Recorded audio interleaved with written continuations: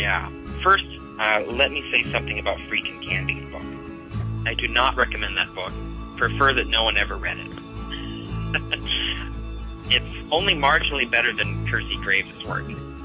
Criticisms of his 16 Crucified Saviors, which you can find at the secular web, apply almost as much to Freakin' Candy. Their research is on key parts shoddy, and their source citations minimal and problematic.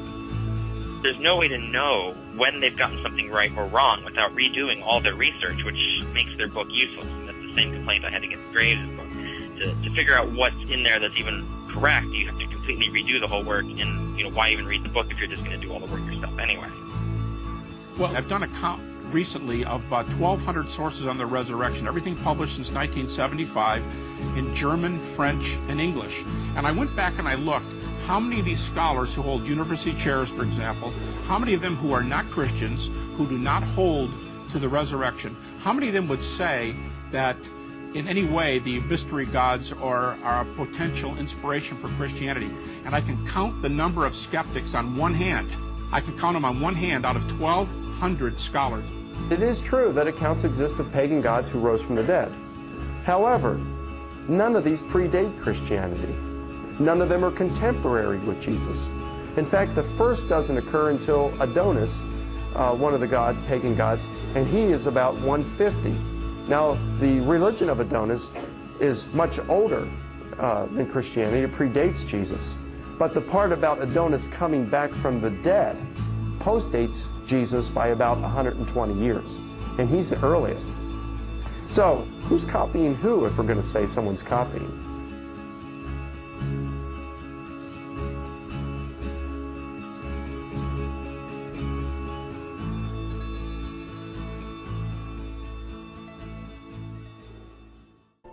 The first section of the hit film Zeitgeist proposes a theory that many people have accepted without proper investigation. This theory is as follows. An ancient brotherhood assembled the Old and New Testament based on astrotheology and pagan myth. This theory purports that the historical Jesus didn't actually exist, but was an assemblage of pagan deities and astrological symbology. This film is going to thoroughly refute the theory and put it to rest once and for all.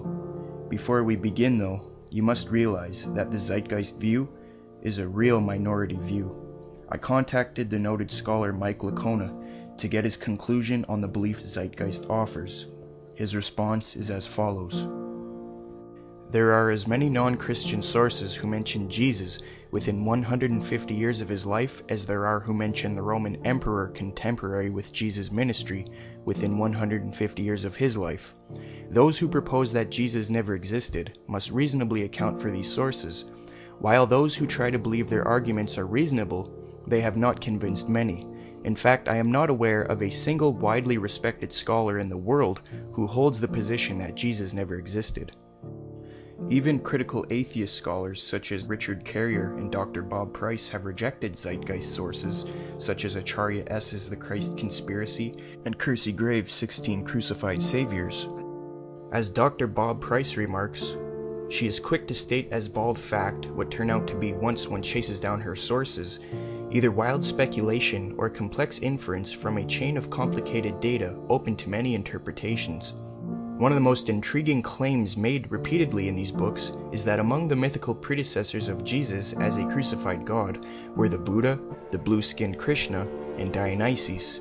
Is there any basis to these claims which Murdoch just drops like a ton of bricks?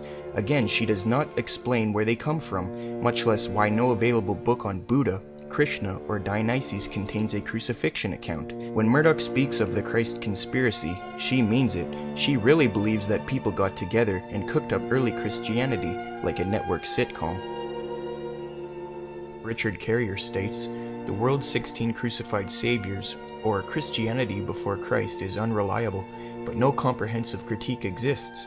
Most scholars immediately recognize many of his findings as unsupported and dismiss Graves as useless. Graves often does not distinguish his opinions and theories from what his sources and evidence actually state. Graves does little or no source analysis or formal textual criticism. Now that you have a brief understanding of what Christian and non-Christian scholars think of Zeitgeist, let's examine the film's claims of these supposed similarities to Jesus. They first bring up Horus. Now, December 25th is of no relevance because the New Testament does not mention the date. Most scholars hold that Jesus was born in the spring. It wasn't until halfway through the 4th century that December 25th was added by the Roman Catholic Church. This says nothing about Christian origins because Christianity was around for roughly 300 years already. Moreover, nowhere in the Egyptian record does it specify the birth date of Horus, son of Isis and Osiris. Mere speculation is offered for the birth date of the other Horuses. There is no evidence that Isis was a virgin in the myth. The onus of proof is on Zeitgeist. Seth dismembered Osiris, then Isis put his dead body back together and had intercourse with it.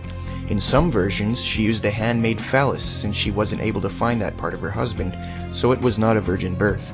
In the original story it says, quote, "She drew from him his essence, according to a hymn to Osiris and the legend of the origin of Horus. Since she drew from him his essence or sperm, there is no virgin birth." As Egyptian scholar Richard Wilkinson remarks, through her magic, Isis revivified the sexual member of Osiris and became pregnant by him, eventually giving birth to their child Horus, unquote. And as Francois Dunand urges, quote, "After having sexual intercourse, in the form of a bird, with the dead god she restored to life, she gave birth," unquote. This does not constitute as a parallel if you know the New Testament. Since this is so weak, Acharya S. claims Isis is the constellation of Virgo, the Virgin. When pressed for documentation, no substantiation is offered for the Isis-Virgo connection at all. In regard to Isis being called Isis Mary, I could find no scholarly information to substantiate this. I went to Graves' work to see if that's what Acharya was referencing. Graves writes, "The Virgin with her God-begotten child, they are represented on the Hindu zodiac and on the ancient Egyptian planispheres," unquote. So in other words, Acharya assumes because Isis is Horus's mother, and because Virgo is in the zodiac, therefore Isis is a virgin. This is so dishonest and in no way makes Isis' name Isis Mary. Another alternative was raised in a dialogue I had with a Zeitgeist defender. He claimed her name was May-ert in the Egyptian Book of the Dead. I went to Alfred Wiedemann, an expert Egyptologist who wrote Religion of the Ancient Egyptians. He writes, "Come at all, I am the cow May-ert." The effect, the writing was made by the cow, Isis, as identified with May-ert, for her son Horus. May-ert is the celestial cow, the goddess who gave birth to the sky when nothing else existed. That is where the idea of Isis Mary comes from. Again, it has nothing to do with the name Mary in the Bible, and May-ert isn't even spelled similar to Mary, and it doesn't even sound the same. All Zeitgeist is doing here is playing word games. As for the Star in the East claim, since there is no such myth in the Horus story, Acharya goes to astrotheology and claims that the 3 stars in Orion's belt align with Sirius, or the supposed star in the east on December 25th, which in turn point to the sun's birth, or Horus's birth. First, there is no evidence the ancient Egyptians interpreted the occurrence and assigned it to Horus's birth. Secondly, her thesis is false in that it is impossible for the sun to align with Sirius and the 3 stars in Orion on December 25th because they are not above the horizon at the same time. But even if she was right, and they all aligned on December 25th, and the Egyptian Horus story refers to this as an account of his birth, since the Bible says Jesus was born in the spring and doesn't number the wise men, it makes it irrelevant. There was a form of Horus the child, but there is no mention of Horus being a prodigal teacher in Massey's summary. Isis just hid Horus. The only time the age 12 is even relevant at all is that the child passes from adolescence to adulthood. There is no bibliographic data suggesting Horus began any sort of ministry at all, much less at the age of 30. As for baptism by Anup, the claim comes from the book Ancient Egypt, The Light of the World by Massey, page 795, which reads, "Look upon me, O